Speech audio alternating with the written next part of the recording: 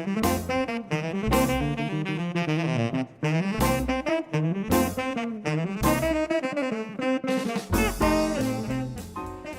evening and welcome. It's Friday, it's 8 o'clock, and that means it's time for Buster's Virtual Jazz Club. I hope you're keeping well. I hope you had a good week, and I've got a fantastic guest on my show tonight, as always. But before we get to that, I'd just like to say a big thank you to all my regular patrons who support us through the Patreon website, and also to everyone who makes a donation on PayPal. It means a lot, and it's been a massive help this year. And also thank you for all your lovely messages that you send through on PayPal. I don't reply because I don't know how to, but I do get them. I'd also like to say a big thank you and a shout out to my new patron who's from this week, which is Dave Griffiths. Thank you very much, Dave. That's very generous of you. And also don't forget to visit my website, with the link is below, where you can watch all of the past shows and see who is on my upcoming guests, who's going to be for the upcoming weeks. We've also now just got a full range of merchandise. I'm sporting my lovely coffee cup here, but there's all sorts of things: t-shirts, hats, clocks, even COVID masks with Buster's Virtual Jazz Club branding. Again, the link's below, so if you want to go and check that out after the show, that would be great. And big shout out to Megan and Ken, I know who are drinking tea out of their Buster's Virtual Jazz Club mugs tonight. So thank you guys for that. So on to tonight's show. Playing in ensembles as diverse as Soft Machine and Hatfield and the North on one hand, and Ian Shaw's Laurel Vocal Quartets on the other, my guest this evening continues to be one of the most sought out yet original drummers on the London music scene. James Moody, Cedar Walton, Mark Murphy, Peter King, John Etheridge, Michel Legrand all invited him into their ensemble over the years. He has also received high praise from drumming legends such as Elvin Jones, Bernard Purdie, Gary Husband and Chris Dave. Above all though, his most special musical relationship was that which he formed with the late Ronnie Scott, who was an inspirational figure for him during his first days in London. It was because of this that Ronnie Scott invited my guest to be the drummer in his final quintet before his tragic death in 1996. After many years as the house drummer at the world-famous Ronnie Scott's Jazz Club, supporting a who's who of world-class jazz artists, in 2011 he decided to form his own band called Fletch's Brew, which we're going to hear a bit of later. In 2014 they released 39 and 47, their debut album, a concept album which includes many musical influences, including the jazz rock fusion era of Miles Davis, and features the cream of London's finest jazz musicians. And I'm pleased to say he's here with us now, live on YouTube. Ladies and gentlemen, please welcome the very wonderful Mr. Mark Fletcher. Hello, mate. Still alive. Hello. Despite my best efforts. How are you? Thank you for joining us and giving up your time this evening. It's great to have you on the show. I've been looking forward to this. So busy. I couldn't squeeze you in. I did sort of get a crowbar to get you in there. Yeah. It's been a funny year, hasn't it? And I usually start off by asking people, like, what you've been up to, and lots of things have been cancelled, obviously. Was there any particular projects and things? I know you've been doing some things, but like some stuff obviously got a bit wiped out, didn't it? Was there any particular losses? A lot of people have been struggling for the last 12 months, but I've had the last 3 years like this. So it's just normal for me, Right, okay. Gigs are like, hardly happening at all, but if anything now. But I've got loads of things on the go, recording wise, and I do a lot of things with loops. I've done a couple of dozen weirdness and some very, very well. They're selling great. We were talking about this earlier, just to explain for some people that might not realise what that is. So you've been doing some sessions, some recording sessions where you go into the studio and it's just you and you record the drums, and the producers will take that and then they chop it up and make little loops. Usable either 2 or 4 bar loops, but it's the different genres they cover as well. And I play along with the original takes to get the right feels. I see. And you get the vintage gear and all that sort of thing. So the studio I play at, they've got about 15 vintage kits. So I've got a choice. Amazing. It's great. And a great engineer there, Dave Lynch. he understands the same age as me, and he understands the whole genres. So I Right. do a reggae thing, or I do a ska thing, then I do like 60s British rock thing, and they're selling great. They're really good, really Yeah. good for composing and writing, and it's live drums. Yes, And, because that's the trouble with MIDI, isn't it? The drums just don't sound right, do they? And if you can get, because there's something about the feel and the groove and I mean, I know about these things, of course, but it's people don't appreciate the life that can breathe into a track. People are using them all the time, especially now. For the last 12 months, people have been locked into to composing on the home or in the home studios. Yeah, and they've been very useful and quite lucrative. Good, yeah, good. Well, I'm glad to hear right. you've it's just got gigs. I did 4 gigs last year. I'm lucky if I had 4 nights off in a year.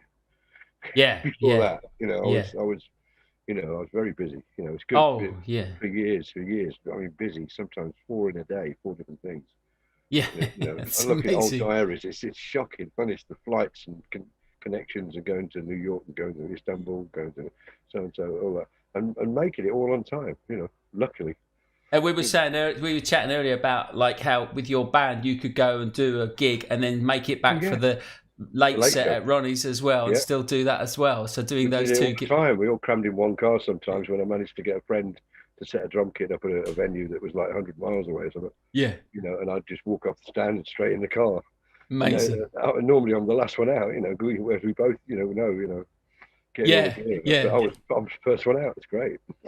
Oh, that's a privilege, isn't it? Yeah. Yeah, it's easier. Well, I mean, I mean, you've done so much, Mark. It's been a remarkable amount of work you've done and things you've been on. And it's just incredible what you've your output and all the amazing artists you've worked with. And it's been really hard to just pick a few tracks for tonight, but we tried to we tried to cover a bit of a few different styles as well, I think, because like people tend to see people doing one thing, and I know all the stuff that you do, and it's very broad. It's not just straight ahead jazz stuff that you do. You people do a lot like of to stay in one genre and pigeonhole you. I hate that.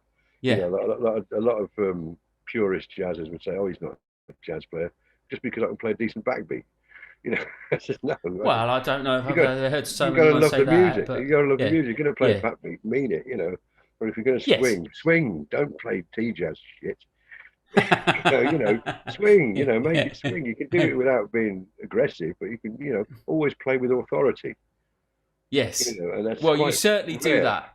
You certainly do that. Yes. No, it's true. Well, it's interesting. I mean, I want to get into this a bit, but maybe we'll play a track first for people. We've got some video, but it's interesting, this idea of the drummer's role in the group. I mean, particularly, obviously, I'm very interested in that. And I think people don't quite appreciate, like that importance of that energy that comes from the drum to fire the band along. It doesn't have to be in your face, but playing with authority and conviction. Even on the most gentle things, like we did with Tim Garner with Lamas, that was really involved stuff, and I couldn't play too loud in that. But it still was like a low burner. It was still cooking. The energy, hasn't it? You have to provide that. It's a touch as well. You've got to get the right touch and get the right sound. Yes, absolutely. That's missing a lot in a lot of players, because they're going through exercises and they can play their asses off. I can't do half that shit anymore.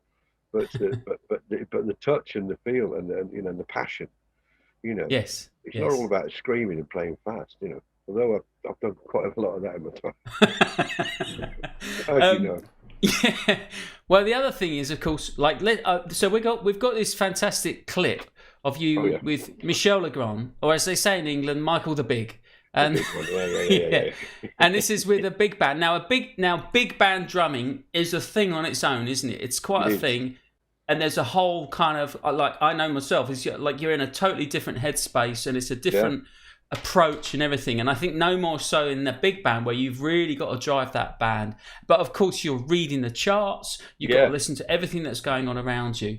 I remember the second night of that tour, this clip's from, we in Dublin, and we were playing the Symphony Hall in Birmingham, and it was snowed in. It was like this time of year, and snow came down, and we were going to go to Manchester and get a coach to Birmingham. Eventually we got to Birmingham, but when we got on stage, we'd only done one night.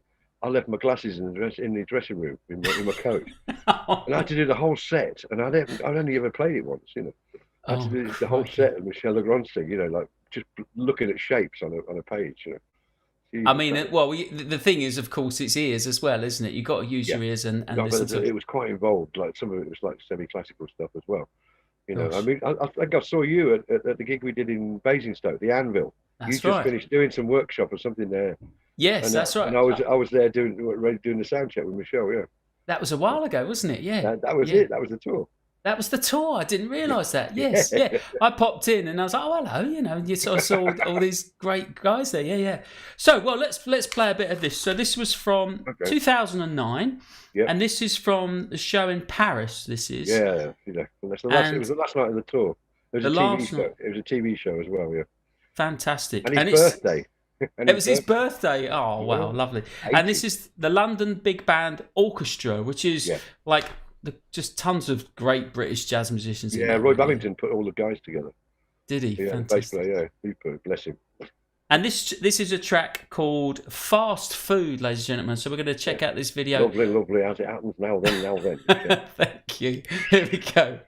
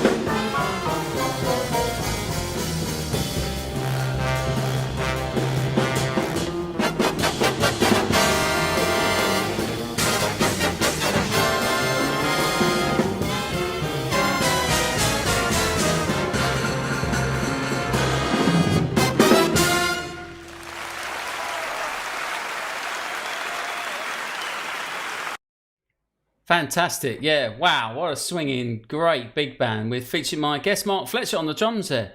Amazing. Great, mate. Yeah. Yeah, really. I mean, it's a killing band there. And that was, there was a lovely tenor solo there from Michael Coates. Lovely, We think it was Alan Barnes on the alto. Possibly? Well, it was Alan Barnes on altos. Was Alan Barnes and Andy McIntosh, but I can't remember Andy who's Mac, on that. right? Yeah. Yeah, he played lead alto. But Andy Mac, bless him. Oh, lovely. Yeah. Well, I'm just going to say a quick hello to. Got some nice hellos in the chat box there. So welcome to Peter and Dave. And Steve Pierce sends a penguin. I bet he does. Number two. You're Penguin Brothers. Yes. Fantastic. Hi, Steve. Thanks for joining us. Steve Clark's drinking his wine, and Laurie and Paul are on an Italian rosé. Roger's here, and excellent. Great. Well, I mean, Kind of Barolo. A Barolo. It's cranberry juice. Cranberry juice. And... there's definitely something about the big band kind of approach to playing, isn't it? It's a whole art form, isn't it, itself? And I think people don't quite realise the requirements of it. It's the most fun in a big band is a drummer. It's great because you got to steer the band. Yeah. You haven't got to play. But then when people make the mistake when they're playing with a big band, when it's somebody soloing, it's just piano, bass, drums, and a horn, but they're still playing stiff. Oh yeah, you got to drop it. It's a quartet. Play like a quartet. A lot of people don't, and loosen up a bit. It doesn't have to go. It doesn't have to have that. It doesn't have to be clicky, sort of, or edgy. You can just loosen up. There's times at Ronnie's when I played in the Ronnie's big band. We'd go into something, especially with Steve on bass. We'd go into something out just to make their solo a bit more interesting underneath. Rather than just playing rhythm. Some contrast. Great. Yeah. Well, we had another clip, of course, that we were going to play, which was with the Ronnie Scott's big band with the Jazz Orchestra. Ronnie Scott's Jazz Orchestra, led by Pete Long, which was incredible again, and incredible tempo. If nothing else on that, wasn't it? The counting was the scariest thing. Crikey! He counted a bar at a time, so it was so fast. He went 4, 3, 2, 1, 2, 3, 4, boom, and you're in. They were the bars. Not for the faint-hearted, yeah. And the string section in the concert orchestra just had the jaws drop. They went, what? Fireworks. It was great. Oh, but tempo is a funny thing when you're playing fast tempos. If you just think in bigger chunks, really helps, doesn't it? You can't be counting crotchets at that speed, can you? I know it's like putting the handbrake on every crotchet if you start that sort of thing. No, you don't do that. You go thinking like a cycle. A cycle 1, 2, 3, 4, 2, 2, 3, 4, 3, 2, 3, 4, 4, 2, 3, 4, 5, 2, 3, 4. Run edges. Don't do that. Just think of a cycle. As long as it lands every 2 bars or every 4 bars, depends. So it's that internal clock you've got to trust as well. Yes. So it's got to breathe. Don't make it too rigid. But some people have a different idea of how to play fast tempos. Not just technically on the kit, but thinking the time. I got used to it, and it was like I felt after the time I was being brought in to do something, it was because it was a breakneck tempo and it was fine, and it was felt like a performing monkey. You know what I mean? I love playing ballads. Playing ballads. Well, really. I know you're a very keen brushes player and a fantastic brushes player. A great exponent of the art form, which is brushes playing. And it's taking off massively now. I know, isn't it? The Facebook page has got 2,500 people on it. And that's your Facebook page, isn't it? Yeah, and that's the brush playing page on Facebook, and there's some great clips on there. Rare clips. You go back 20 years ago or so, people wouldn't really do much brushes, were they? It's really having a resurgence amongst young players as well, which is very good to see. Yeah. Well, they've not been exposed to the music to use them in. To playing. They think brushes is just for ballads. It's not. Because I've done the whole sample thing of where brushes play grooves, and you get the fattest backbeat with a brush, as you know. Well, I remember I showed you that. We should perhaps at this good point to mention you have your own brand of brushes. Somebody made some brushes for you, custom made. You designed them. I designed them with No Calato, for Regal Tip, And they're actually for sale, like worldwide, with your own signature brand of brushes. I mean, there's they got more wires in them and everything. They're fat as hell. Great for rib shots and backbeats. I've had to do whole gigs on brushes when I forgot my sticks. Yeah, I do. Yeah, yeah. You know, but I've played rock things on brushes, and it sounds killing. You know, Well, I love the brushes. I mean, it's great fun. I've done a whole 2 weeks on a ship with just brushes with no sticks at all. And good, isn't it? yeah, there's nothing like spending a bit of time on it, is there? And they don't bounce. You can't cheat. Yeah, yeah. Well, look, this is, I think, a good time as well to. What I usually ask folks is if they can talk a little bit about how they got started at this point, and coming to London. Well, if you want to just perhaps share a little bit about the early Mark Fletcher days. Well, I did a lot of things. It's like I grew up with my best mate Neil Wilkinson. And we grew up together, the routine of what you left school, you did a summer season, and then you probably went on to cruises, things like that, and then you got involved with what sort of interests, more of what you were interested in, to start sort of music. But you got to learn your craft, and there's no better way than being away from home with strangers, and usually older people than you. If you're in your teens, and everybody's older than you, Yeah. And learning from people, just socially as well. So you played summer seasons, like on holiday camps? Yeah, I did 2 seasons in Wales and 3 on the Isle of Wight. There's not so much of that about now either anymore, is there? Well, that's what I mean. It's all, I don't know how people are going to learn their craft. It's all right learning it on YouTube and using all the shortcuts that are available now. But we didn't have that. I guess ships are still going a bit, but there's not so many. I mean, well, not now. That's knackered, isn't it, now? Crikey. I mean, you forget how good playing things like ships is good for you. At the time, you don't think it. No. You're going around the bend.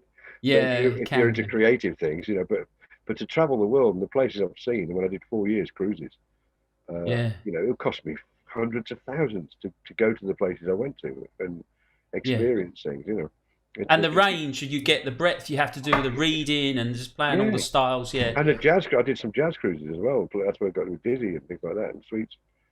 And, you were playing with those on the jazz cruises? Oh, fantastic. Yeah, we got to have a do. Oh, that's lovely, isn't it? I did a nice one with Critch on the Med. John Critch and Pat Crumley, bless them. That was good. And we for 2 weeks, we only had to play one 45-minute set. And I said... in the whole 2 weeks, one gig for the whole... And I said, really, that long? Until we get an interval. We had a break for that. We ended up in Venice. It was lovely. Oh. And so the rest of the time you're hanging out on the ship, and all the other jazz musicians are there, and so you get to speak to them and hang out. And hang out with them. It's just like chatting and having a drink. It's great. I've got a few stories like that, but I can't tell them. Yeah, right. Yeah. So and then coming to like London, and then coming to Ronnie's. How did that sort of come about? What was the? I can't really remember. It was in the mid to late 80s. Yeah. It must have been around 87, 88, something like that. And then I played Ronnie's, and then I joined up with Tim Garland. We had a band with Duncan Mackay, trumpet player, called Banana Republic.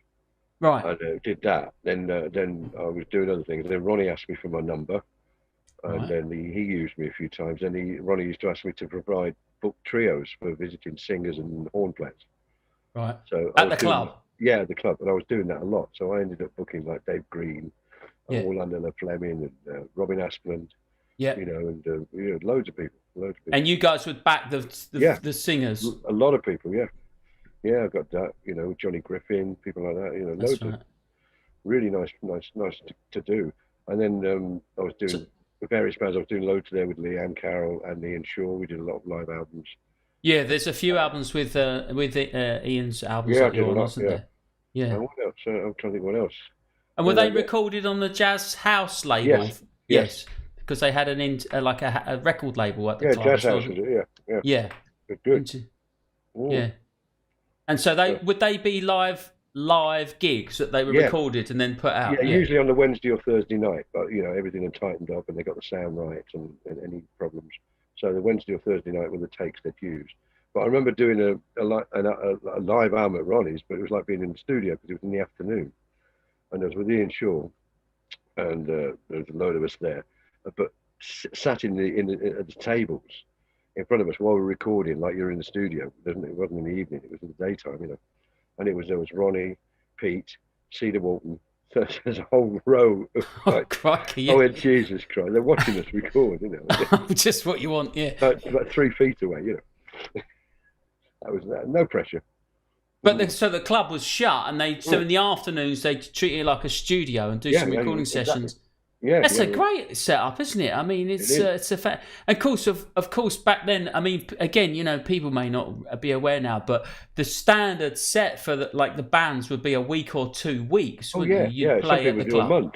You get the Cuban month, you know. You get the Irakere. Irakere, yeah, I remember. The Aeto would be on for a month, you know. Yes, that's right. Yeah, that's right. You'd do a long slots, yeah. Yeah, and it was quite late sets, wasn't it? And you'd alternate with the house band with the guest bands and all that. Yeah, that's right. Yeah, our first set wasn't until 20 to 10 in the evening. That's set. The first set of any music happening at the club was 20 to 10. Now it's like sort of 6 o'clock or something. Yeah.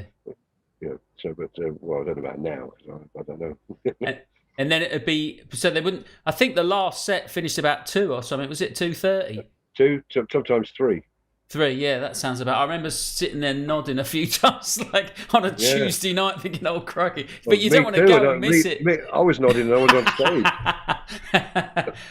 I told you we were chatting earlier, and I was saying I remember seeing you play with Ronnie Scott. With Ronnie Scott, with John Christensen, and we think it was Andy on bass, Andy Kleider on the bass, yeah. And I just remember, funny enough, you saying about fast tempos, hearing you play this very bright tempo, and just thinking, wow, it's just fantastic. It's just because you get that real lightness to it, and it's really swinging, and it's just don't hit it too hard. That's the thing. You're making it hard work if you're doing it too hard, because everybody goes up about a foot away from the cymbal and they're thrashing away at it. I mean, I've been guilty of that loads of times, but only when it gets really hectic. But if you want to control it, you know, don't go far away from the cymbal, from the tip. And you know, it's only the snap of the wrist, and, you know, the fingers. And no bounce, by the way, no bounce. No cheat. Yeah, we were talking about that. So, and then of course, Ronnie asked you to join his quartet. Well, I did a few things. We went to Italy as well. It was him and James Moody. Yeah, that was fun. That's some good moments there. But he's playing suffered in his teeth, and plus mentally he was going through a bit of a hard time breaking up with his partner and stuff like that. And he called me to come in the club in the afternoon when he was trying to get back into playing again, and he had like a table full of mouthpieces, and he'd walk around the club playing while I was on the kit. So just the two of you. He'd asked me to come in just to do that, and he was squeaking and suffering and really not really having a good time. But I was privileged for him. He could have called anyone, you know what I mean? That's so we used to hang a lot as well. I'm sure you got on like a house on fire. Yeah. Oh, we had a ball. We had a ball. And I think it's fair to say he probably was quite an influence on you as well, wasn't he? Massive. Massive. I'm just realising that half the people, well, most of the people who used to use me and give me loads of work are no longer with us. Yeah. They're no longer with us, and they have the biggest influence on me, you know. Yeah, and of course we lost Chick Corea Chick Corea, yesterday. I actually got offered a gig with Chick Corea, and I'd just come out of hospital. I'd had hemorrhage and had something wrong in my guts, and I lost a lot of blood. And the day I came out of hospital, I was in the cottage when I had a cottage in Suffolk, and it was cool that I'd done a couple of years ago. I did this thing at St Hill in East Grinstead, which is the headquarters for Scientology, and I did it with Gail Moran, Chick's wife. Right. So they recommended we do this gig, and they said, "Oh, we've got a gig tomorrow. Could you make it? You did do it a couple of years ago." And I said, I can't even walk, you know. Yeah, but Gail's brought her husband. Her husband. Gail's brought her husband. What a fantastic line. Yeah. But it was Chick, and I said, "No, I'm sorry." And of course, I got a lot of grief off for the drummers. Why did you recommend me, you bastard? Oh God, yeah. I said, thanks. I'm all right. Yeah, not about you must be really sick, poor you. Yeah. Okay, fantastic. Well, look, and somebody else who you had a very close musical partnership was, of course, Peter King. Fantastic saxophone player. Again, another great loss just last year. Oh man, that broke me up. That did. Yeah, you know, wonderful musician and person. And we're gonna hear some of him. He's on your album. Oh, he's on the album. But he reads a poem. He doesn't play. Poetry, which I just think is magic. I just was so. It really made me smile when I first heard that. Yeah. Yeah, the voice is just unbelievable, isn't it? I just did it on my phone, and I got a lot of grief off Joe Leach, who engineered and produced it. Oh, because of the quality of the sound. Yeah, he just said, "Could you record it?" Any crapper. I like it. I think it's like he's on the phone or something. It's like Well, it was. I think it's real. Oh, it's great. And he kept questioning the grammar and the syntax and all sorts of things. Oh. That's just, bless him. I miss him. Massive. I bet, yeah. Well, look, we've got a little clip of you playing together, and this is from the Bull's Head. The old Bull's Head, yeah. And it's just a bit of footage, but it's not too bad. And it's not too bad. No, because sometimes this phone footage is a bit iffy, isn't it? But it's not. I mean, the playing, of course, is fantastic. Sorry, I didn't mean it like that. Yeah, it's possible. It's just, I think you get away with it. Yeah. You'll get away with it. No, I meant the footage. The sound is a bit. It's a bit shaky, but I've had a little play with it, and it's come out all right. So this is. I mean, we're jumping in straight in the deep end here, I should say. I think it was part of the Coltrane suite that we did. Right, because I wonder what it was, just like something in 3. It's this really heavy 3. He'd go into, so we couldn't tell what he was going to go into, and Pete would do, Steve Melling would do a feature, and he'd play, After the Rain or something. But Pete would go into whatever he felt like, So if he wanted to go into 3 or go into Moment's Notice, or if you want to go Giant Steps or something, it's all good. On the fly, just the kind of in the moment, yes. So this is one of those moments. Fantastic. Well, it's been captured. It's great. It's been captured really well. The playing is just beautiful, and it's Steve Melling on the piano, who we're going to have on the show soon. Yeah, Jeff Gascoigne on the bass, and yourself on the drums, and Peter King. So let's just check a bit of this out. This is from a track called "The World of Train," which is live at the Bull's Head. Here we go.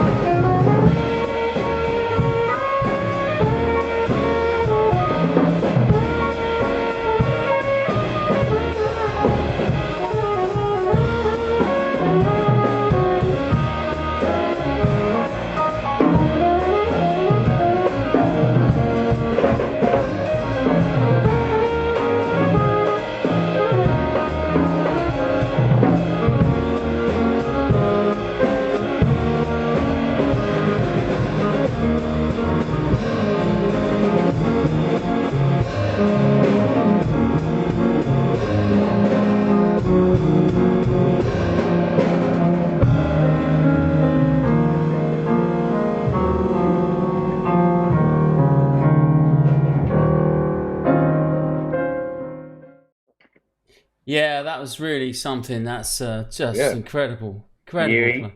Newey. That's from Steve Pearce there. Yeah, Newey. And Ozzy's in the house as well. And he says Fletch's brushes are a game changer. They are. They're very good. I recommend them. Pete Gibbs says hello as well. Fantastic start to the evening. What a great band. Yeah. Well, I mean, that was just, you guys are absolutely incredible on that. And that it's just beautiful. It's just incredible intensity. First time I played with Pete was in the late 80s. Right.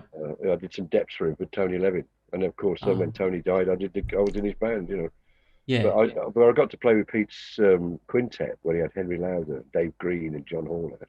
Right. Oh, amazing! That was a baptism of fire. That was. I wasn't ready. It was in the 80s. I'll never forget. I had this like Jack DeJohnette sort of Sonar setup with the 18 was wide open with coated ambassadors on it. Yeah.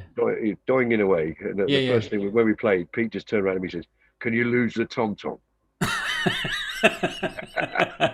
I reminded him, and he went, "Oh no, I didn't." But rightly so. I was just green as fuck, Yeah.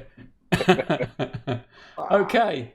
Cool. Well, and so it's there's something about seeing like you guys playing together, like such great musicians, but in that moment of that, having played together a lot and that intensity, and I think there's a connection there on such a deep level musically that it's really something quite special to witness and be in the room. And if anyone ever had the opportunity to hear you guys live, then they knew they were hearing something special. Well, you get into a zone, Yeah. And when nothing can go wrong, if it did go wrong, it was part of it. You used it, and Pete had this incredible knack of if I played something rhythmic for a change. No, if I played some rhythmic thing, he would he'd put a harmony to it and throw it back at me, but split second.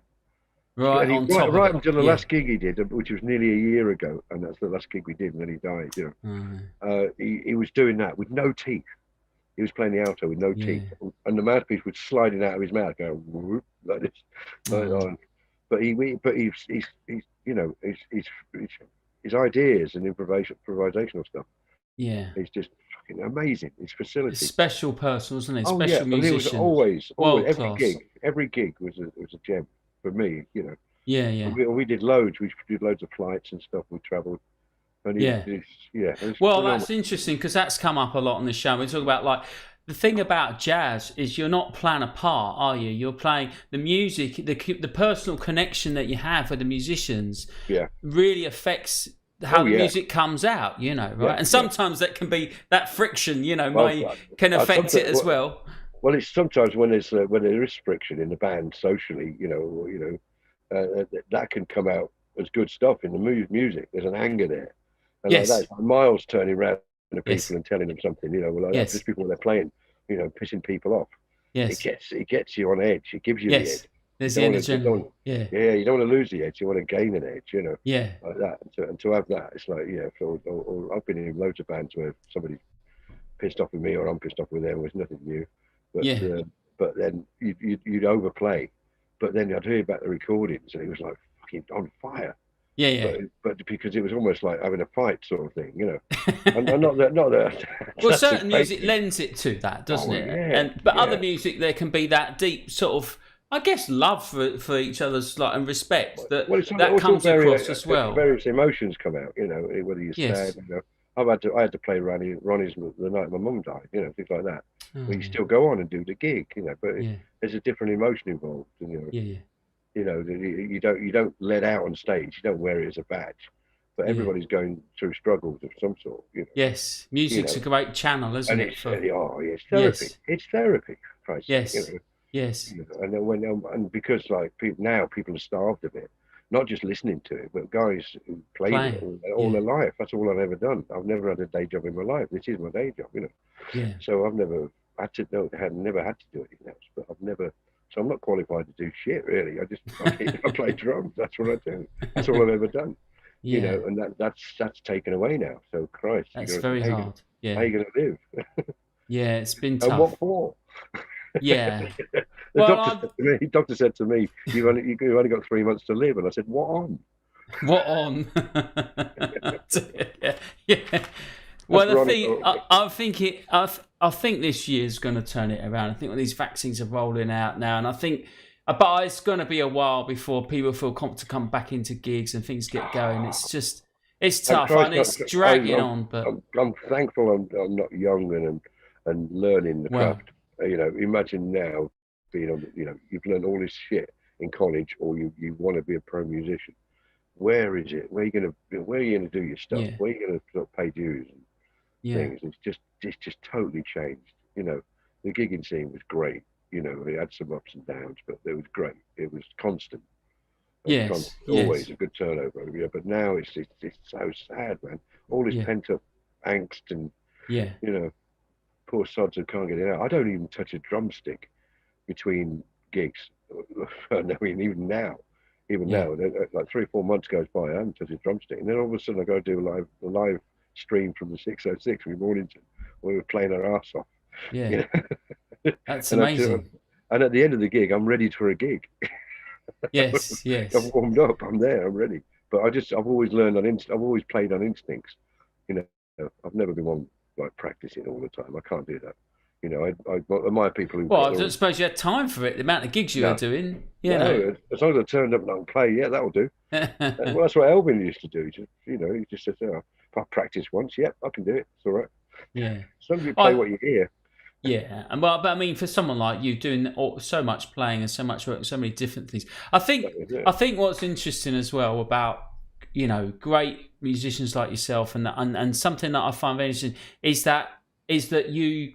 I don't know to speak for you, but I know the answer, but like it'd be interesting for the listeners. It's like what strikes me about great artists like you is it's not about the instrument as much as you are great exponents and on the instrument. You really know inside out the instrument, but it's not really what you think about. You're also focused on the music. It's the music that you have the passion for, that and like that constant knowledge and listening. You've such a breadth and depth of listening, and I think that's like there's so much in music in your references in your head. I think. Well, and different genres as well. Exactly. Yeah. Different genres. It's not all and if you can always tell if somebody an incredible like technical player can play anything, right? But I can always tell if they love the genre they're playing. Right. Especially like bebop and things like that. It's right. It's not just about playing 10 to 10. Yeah. It's about the spirit behind it and the love of the music, of the style of music. And the sound, getting the sound, the touch. Playing reggae that's just as important. Playing it right. Good reggae. I grew up, and playing really good heavy rock stuff. But that comes from listening to the records, doesn't it? And growing, having the sounds and playing it and just I grew up with it. The thing is, like we said, we have to buy vinyls. You have to queue up and go distances to buy vinyls. We were talking. It wasn't just a click on YouTube and go, that's how that goes. 2 buses to the record shop. They don't, go to Beano's, But they don't soak the music up as deep as when you're actually learning it. Maybe because we didn't have so many records, we listened to them a lot more. Like I'd get a record and I'd wear it out because you didn't have that many, so because it was like that's what you had. That's right. But you knew every bit on it. You know every bit on it, every crackle on the vinyl. Yeah, it's interesting. Little skips and things. But now the reference is massive. The internet is just one massive library. And instantly you can hear somebody's body of work at one click. And it's not the same as actually sort of waiting for the next thing, or I haven't heard that yet. Well, I mean, I think I don't know. I probably would have thought I was in heaven if I'd have had that back then. But I guess there's pros and cons, isn't there? I mean, it's an incredible resource, isn't it? And I guess when you hear these youngsters now, they sound like amazing. Some of these young players, and you think, well, they've heard everything, they've got all this stuff, but it's that you get them on a gig though. That's experience because they don't have an opportunity to play as much as perhaps. And how to behave on a gig, how to turn up, where do I park, what have we got to wear? Do we get fed? Yeah. Well, we all have to figure out the hard way. Playing the function game, Yeah. Sort of thing, where you have to set up in the afternoon. It's a pain in the ass. Always the rhythm section that has to do it. Yeah, you have to get in. I've done that, and the 1 o'clock. You're setting the drums up, because they want to do the photos in there or something. No, the horn section. I've done loads of those gigs. Yeah. I'm usually wasted by that time. Many times. Well, it's all experiences, isn't it? Yeah. Well, look, we should play some. A couple of drummers sitting and talking about setting up. Let's play some music. So, so I wanted to pick something else that was different that could show some of your other sort of stuff, and of course you had that great band with Tim Garland, Lamas. That was a great band, yeah. Yeah, and so this was quite a successful band in the world of crossover, fusion, jazz, folk. It was kind of how people kind of build it. Yeah, but I mean, Celtic it's all music, yeah. And it was and it was Don Patterson on guitar and Tim Garland and yourself. But then they added some. You had some guest musicians in there as well. Yeah. The first album had Kenny Wheeler and Norman Winston on it. Well, that's not bad, is it? yeah. We got away with it, I think. and then Christine Tobin joined the band, and then we had Stephen Hannigan on uilleann pipes and Baran, you know. Oh yeah, that's. He sounds great on that. And we had some great tours and stuff. We went to the Far East. We went to Macedonia, I think, Thessalonica, all for the British Council. We did loads of stuff. And it's a successful band, yeah. Very successful. Yeah. And Tim was a great writer and a great player, really. Yeah. And it's very challenging stuff he wrote, you know. And considering there was no bass player in that band as well, and there's all odd time signatures and weird shit going on. Yeah, so it's just guitar, sax, and drum, basically guitar, drums. sax, and drums with vocals and baran pipes, yeah. But amazing. We had some great gigs. I don't know what you're going to play though. What are you going to play? We're going to play Hare in the Heather, which is from the This Morning album. Right, that's the thing where it's just me and Tim. It's like a military snare drum thing, yeah. Yeah, I just thought like an Orange Day parade going on. Yeah, it's got this incredible energy, and it's this real kind of like. But the drumming, you were telling me there's an interesting story about how you recorded that. Oh yeah, well I did 2 snare drum passes on that, and Jerry O'Riordan at Snake Ranch, he sped the tape up, so I had to do another pass and then play double what I played. I'm trying to remember what I played on the intro. Play it twice as fast. Yeah, so he'd played it. So he'd speed it up. I don't know how many BPM. The tape. It was also tape. Yeah. He'd speed that up, and I'd play it. And then a snare drum would come out, you know, really deep sounding, like that, just to change the pitch of the snare drum, so it sounded like there's a load of snare drums on there. You know. It does. It sounds like a whole drum corps, like on there. Yeah. It's amazing. Yeah. All right. Well, let's have a little. This is just a short track here. So Hare in the Heather, and there's a few little pictures we got of the band. I managed to get a few. Not with the bikini line. Yeah, he's showing my bikini line. Here we go then. Hare in the Heather, and this is Lamas, and this is This was 1993. This was recorded. Jesus Christ! This morning. Here we go.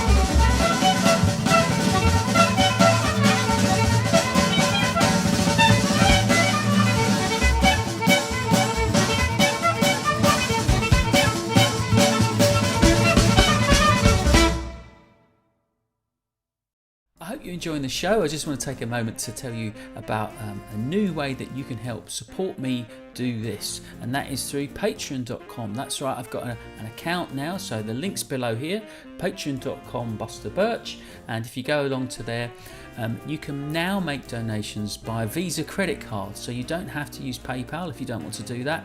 And the advantage of Patreon is that once you do it once, it will automatically deduct on a per show basis. So instead of having to fill in the forms every week, if you want to make a regular donation, then that will just automatically deduct straight to your credit card each per show.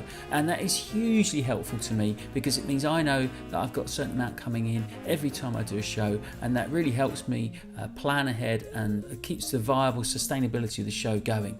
There's 2 levels of sponsorship. There's my silver and gold membership. All of my Patreon supporters will get a big thank you personally from me live on the show, and the gold member sponsors will get an additional Spotify playlist which will be sent to you each week. It's something that I'm putting together. It's personally curated by me and will feature lots more albums by the guest artists each week. So it's a great opportunity to get to know this music much better. If you're really enjoying the show and you like the little tasters that you're hearing, that's a great way to get to know this music even more and enjoy in full comfort the full sound of the full albums. Thanks very much. Back to the show. Yes, back to the show, and with me live on YouTube is the great Mark Fletcher. Oh, baby.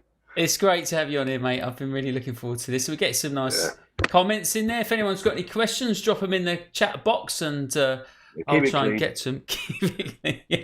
Yeah.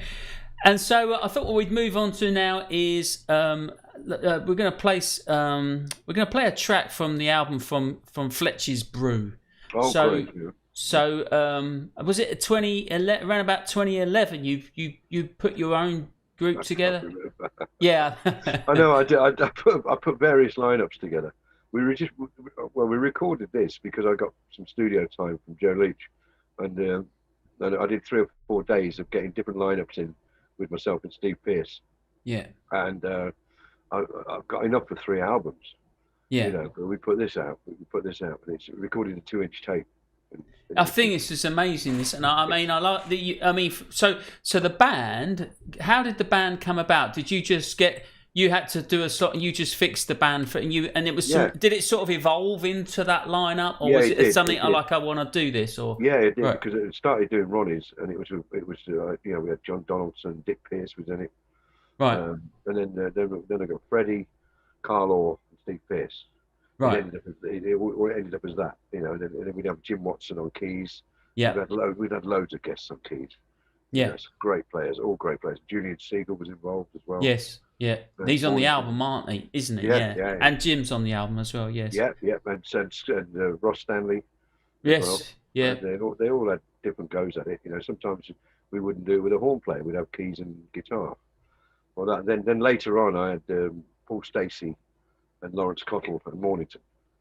Yeah, wow, that's a different. And Jim Hunt as well. He did it a few times. Yeah. And so when you're bringing these musicians in, I mean, I can guess the answer, but like, presumably, you know, as jazz musicians, you're thinking, oh, they've got a sound, or are you sort of just putting these ingredients in and like lighting the fuse and seeing what happens? It's kind of I always knew something would happen. Yeah, it was magical, you know, with the incredible players. And each player would bring different tunes in as well to play, because I was open to, you know, they all had tunes to play before with other people, and then we'd do a different twist on it, you know. We'd do odd time versions and Abishai Cohen things, and you know, some pretty challenging material, you know. So, but there's some originals and there's some. Well, I hesitate to call them covers because, like, you do it. Do you know what I mean? Like that, because you're doing it in your own way, which is very interesting. Yeah. And so, like, I mean, I just think this album. I remember when you were sending me the demos. I think as you were recording them, I remember you sent, and I'm like, this is great, you know. But I just needed feedback, because it was all up in the air on what sort of like direction wise, you know. Oh, I thought it was magic. And then Joe Leach worked his magic, and Adam Gary, who basically got all the funding together and got us to record. The mad ideas of like some prog stuff involved and all this and effects. Well, that's what I think is so interesting because so the band because you obviously play live, and we had there is some live footage if people want to go to YouTube. There's a few gigs. There's there was a really good one we nearly played Invitation on there. Oh, Devil's Kitchen, yeah. Devil's Kitchen, that's worth checking out, folks. And there's some of you at the club with Nigel Kennedy sitting in as well. Yeah. But, and Marcus Miller sat in. Harry Husband. Oh, fantastic. So, I mean, it's... Yeah. But when you'll go out, you'll play... So sometimes you'll play some standards, but there's always this kind of like sound you've got to that band. But I think what's interesting with the studio project that you did as well, I think it's really interesting because like you did that, you know, one of the things I thought was interesting about the sound of that band when you're doing it is like one of the influences is that later Miles period, you know, of the 70s, of that funk fusion thing. But that's like a big part of the sound. And I just thought it was really interesting because like at the time, like there was not many people kind of playing that music or exploring and a lot of the free improvisation was used on the album. And there's loads of other stuff we didn't use. And it just went to some really great, dangerous places. But this is what I think is interesting as well, because not only are you are using them sounds, but you also kind of use the technique. Because like famously, Miles just spent days in the studio and ended up with and just cut all this stuff together. And you've kind of done these edits as well on there. So what you end up with is these sort of soundscapes where the music sort of filters across. It blends across from one thing into the next. I think it's fantastic. And it's like it's a real proper album. You've got to sit and listen to the whole thing. And headphones, it's going a bit like this as well with the. Yeah, I love it. It's great. Yeah. And Pete talks over some of the basic tracks we didn't use and things like that. That's fantastic. And then it's brilliant. He reads his poems at the end, and you snipped him into the things. So it's like this kind of like studio project in terms of the format of how you recorded it as well. I just think that's really, and it's come out fantastic. No rehearsing; it was just in and play and trust each other. And presumably the engineer's a big part of that, isn't he? Oh, Joe was a big part. Joe Leach.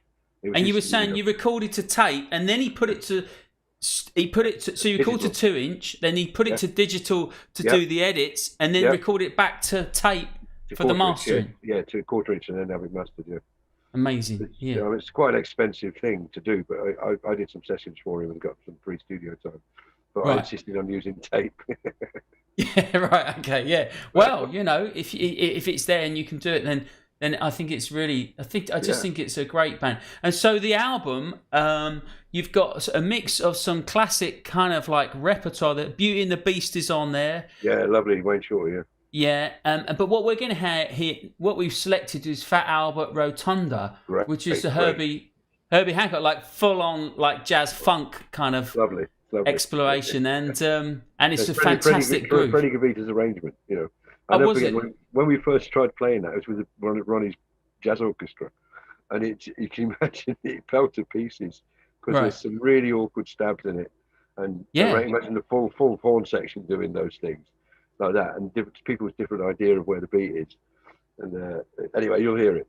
But when we first played it was with the big band, and it was Freddie's arrangement of it. And he decided to do it in the studio. Oh, well, let's have a go at this. Oh, I remember we were all going, oh, this is really hard.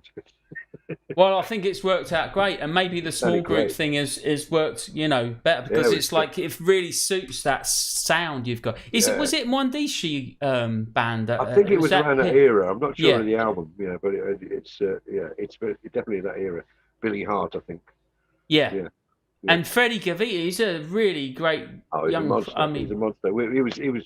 He was, barely out of his nappies when he was playing with the Ronnie's big band. This young kid on trumpet, and he was just taken aback with his playing. It was phenomenal. Yeah.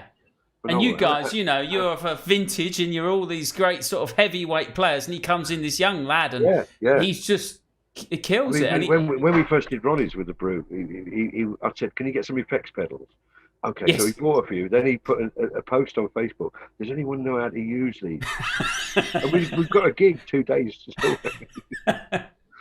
Well, he uses them great, and I think it's a great part of that soundscape as well, isn't it? I think it's a really Well, look, let's hear it. So this is a reasonably long track. We've played a couple of short tracks, so we got slightly longer. We're doing all right for time. So this is. And the last thing I should say about the album, 37 and 49, is a reference to the to the Ronnie Scott's clubs, well, that's right? the addresses. The 2 addresses: Gerrard Street, Frith Street.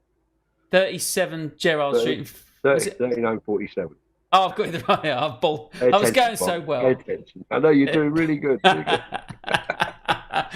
I have this Alan Partridge sort of like horror fear. I'm gonna always say something really stupid, and I usually do. Leave that to me. That's my job. Yeah.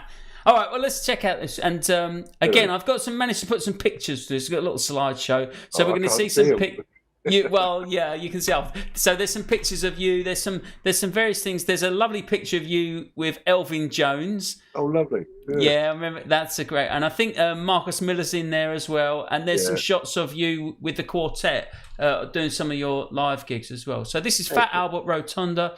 It's on the album. If you're interested in buying this album, then I've put the link in below. So do check the description below. There's also a link to Mark's website where you can find out more about that. But do check it out. It's a great album. This is Fletch's Brew, and this was the album's 37 and 49, and it's 39, 47. 39 and 40. I've written it down wrong. That's why I keep saying it wrong. And is it 2014? I think this was released. Something like that. Don't ask me numbers. Yeah. Okay. All right. Here we go. The Fat Albert Rotunda. 39.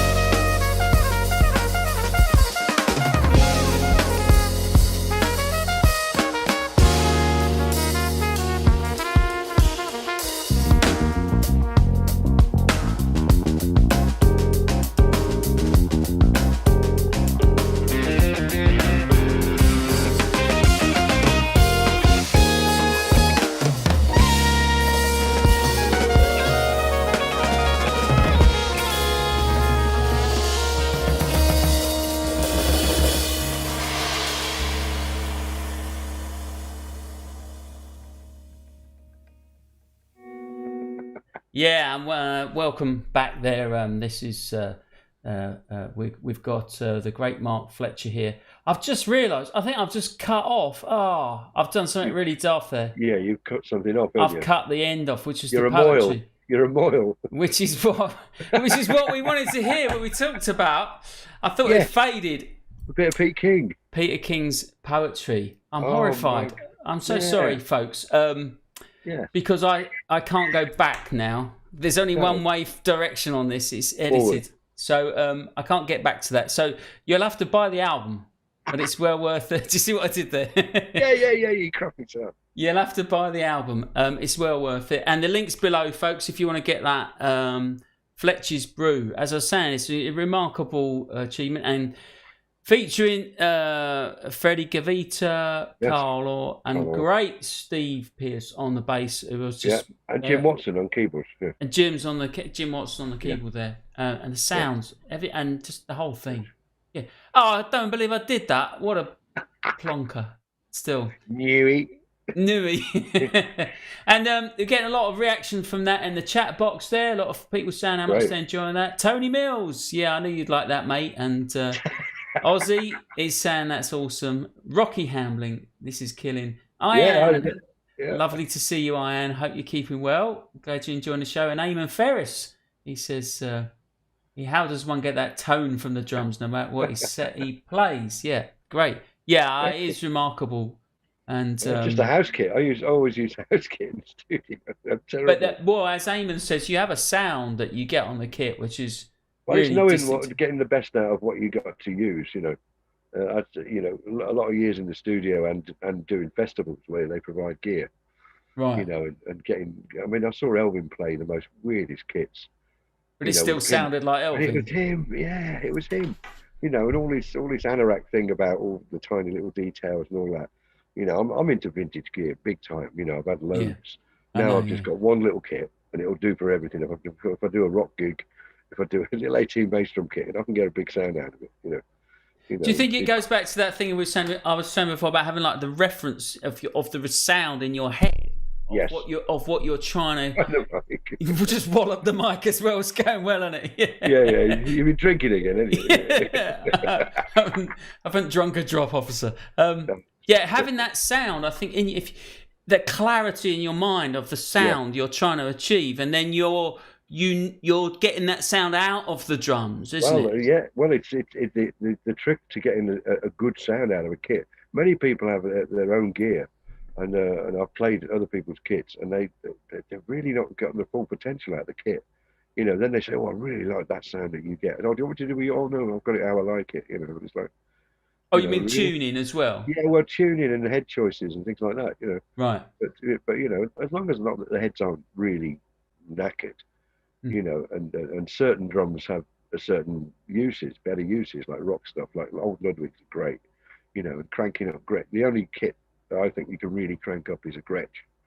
You can really sort of get the higher without it going bink and choking. I mean, some of the new Tamas are good. They've got one down to 6 that Jeremy Stacey keeps putting in different Tama kits down to 606.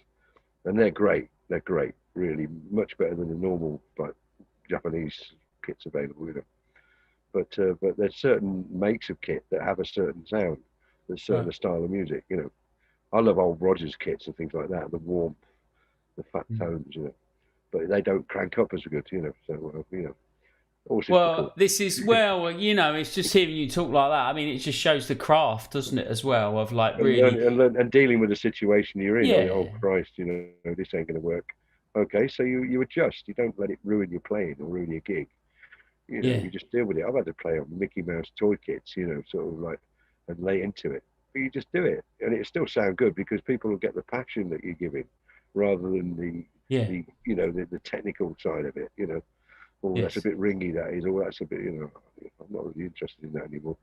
Just play. Just play. I'm interested in somebody's spirit rather than the sort of cerebral stuff. And I'd rather watch Elvin play a ballad on brushes than most drummers I've seen at Ronnie's.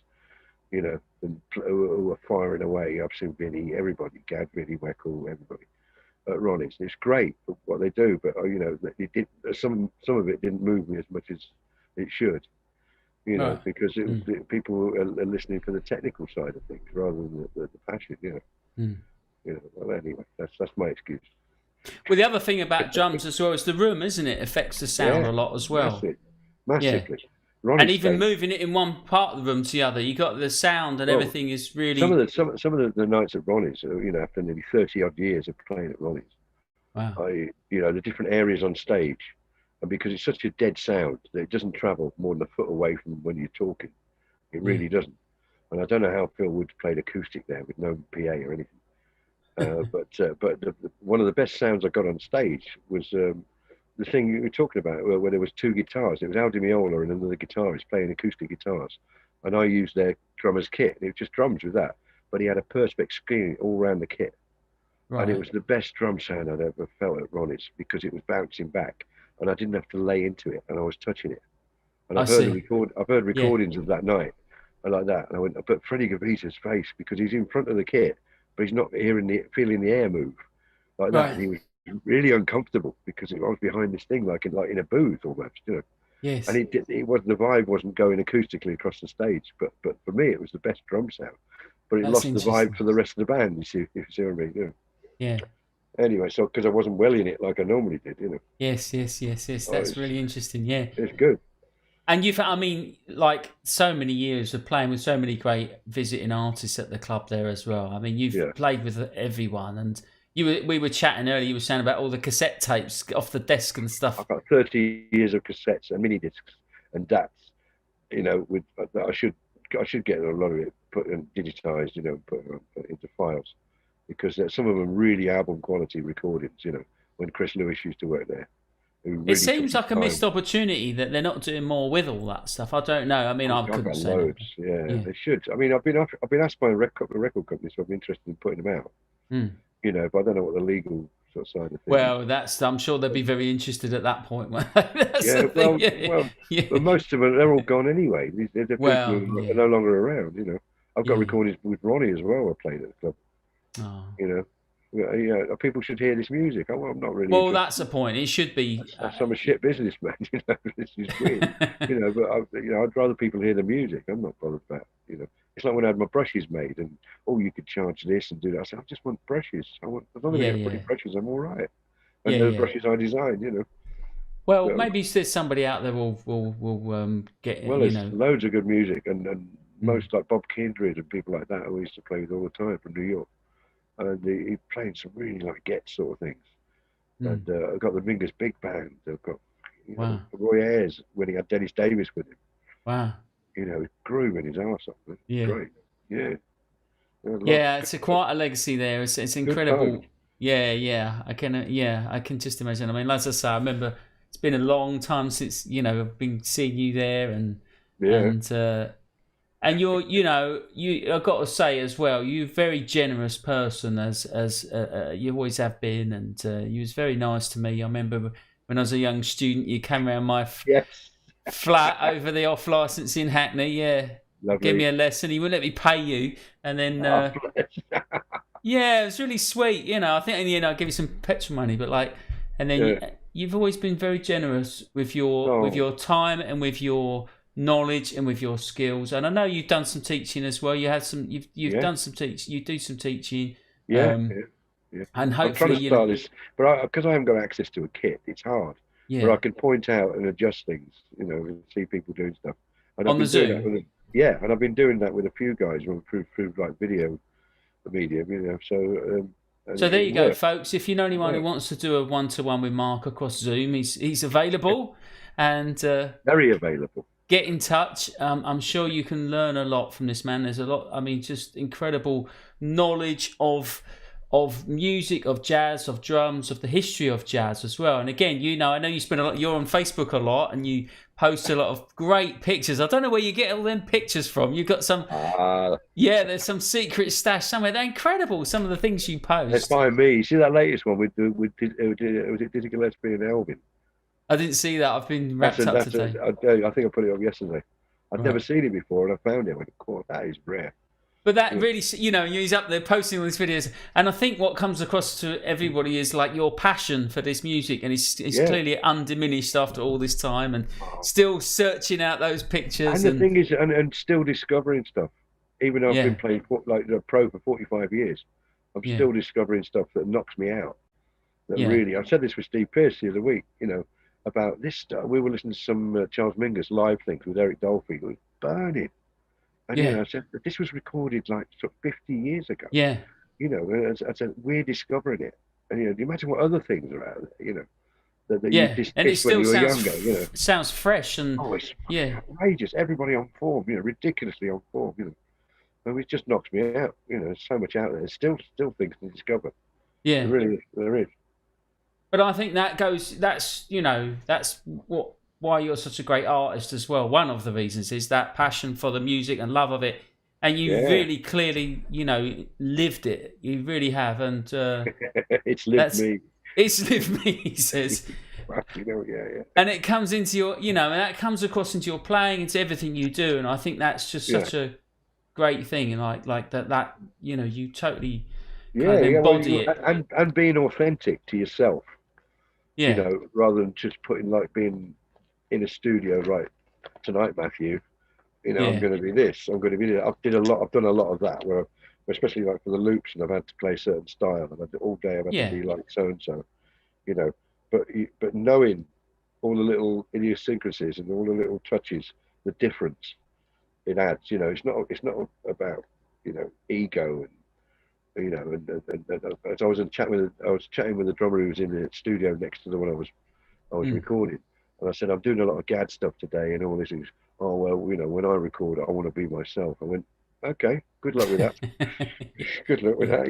Okay, I knew where he was coming from, but he wasn't getting. Where you were coming from, Well, the irony is, of course, you're great.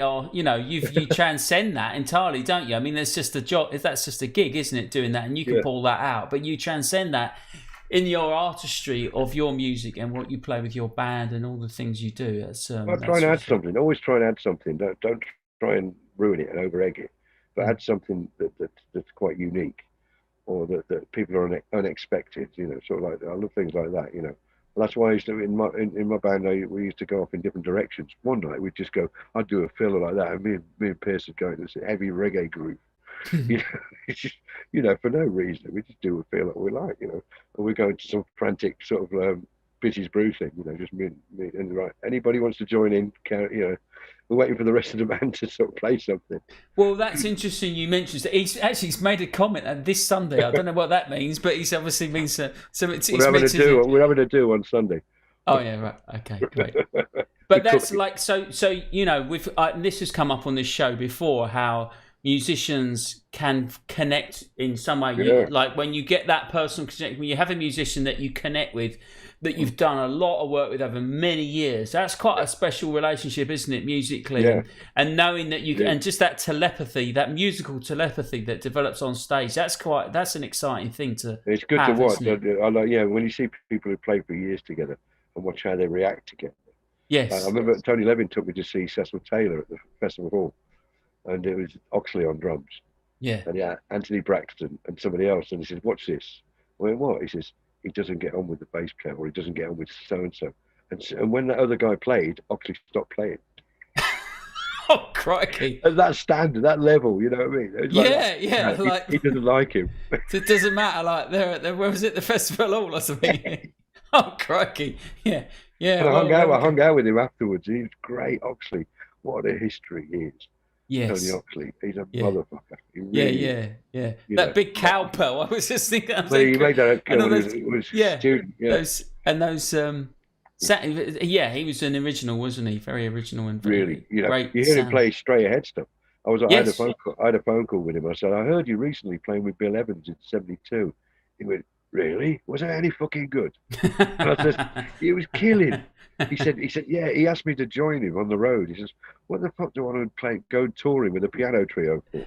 I think Bill Evans with a piano trio, a piano trio. Yeah, I think. And now you mention it, we had Stan Saltzman was on the show, one of the early shows, and I can't remember if we played it or not, but he sent me a track of Tony Oxley playing straight ahead on an album, and it was Burning. absolutely really, really cooking. Yes, I've Burning. not heard it, and I don't think we played it on the show. I think he just sent it. He said, "Oh, Buster, you got to check this out." Stan sent me that. Yeah. That's there's a great album, isn't there? I can't remember what it is now, but anyway.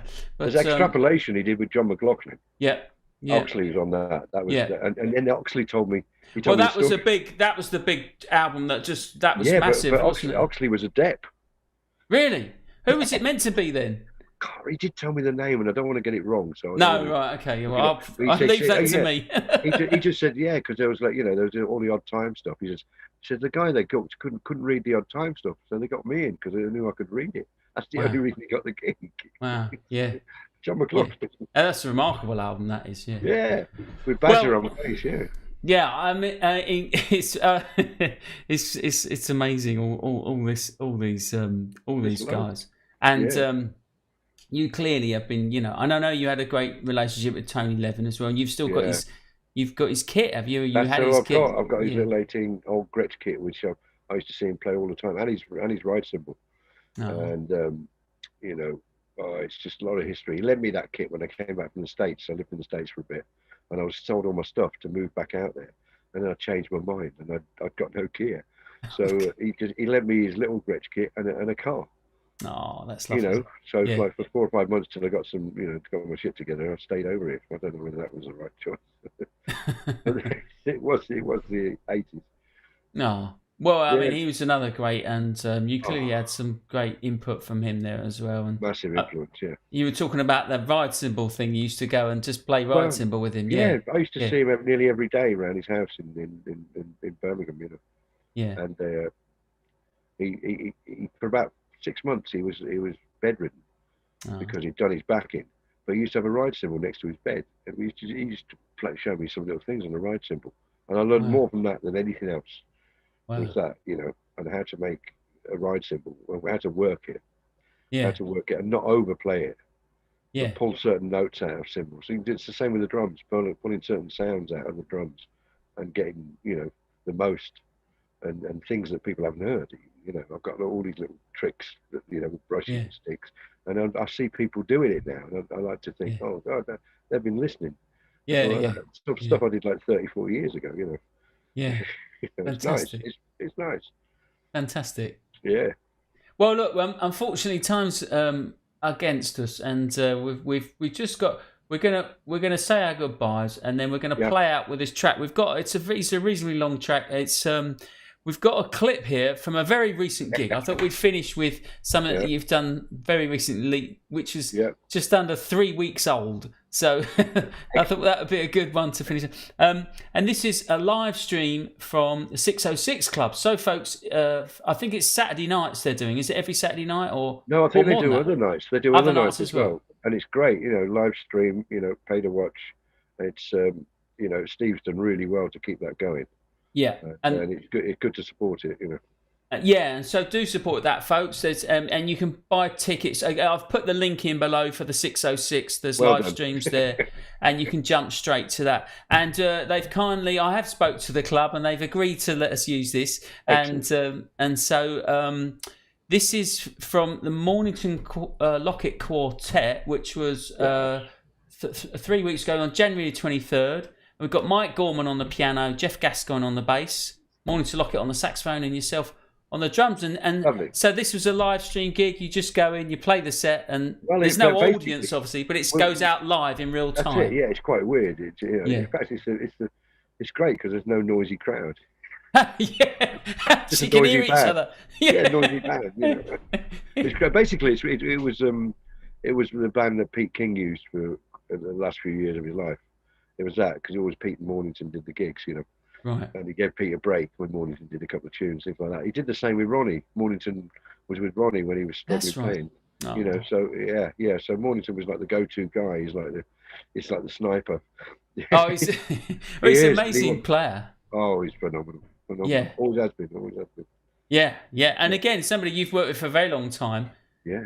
And again, interesting, Jeff Gascoigne in there, another great bass player you've worked with a lot, who was in that earlier clip we saw with Pete, Peter King, and so that features us. Well, it just leaves us to say thanks very much, And it's been a real pleasure, mate. Thanks for coming on the show. It's always good to see you. It's always, there was like years and years we didn't see each other, and then we bump into the shop and all sorts of things.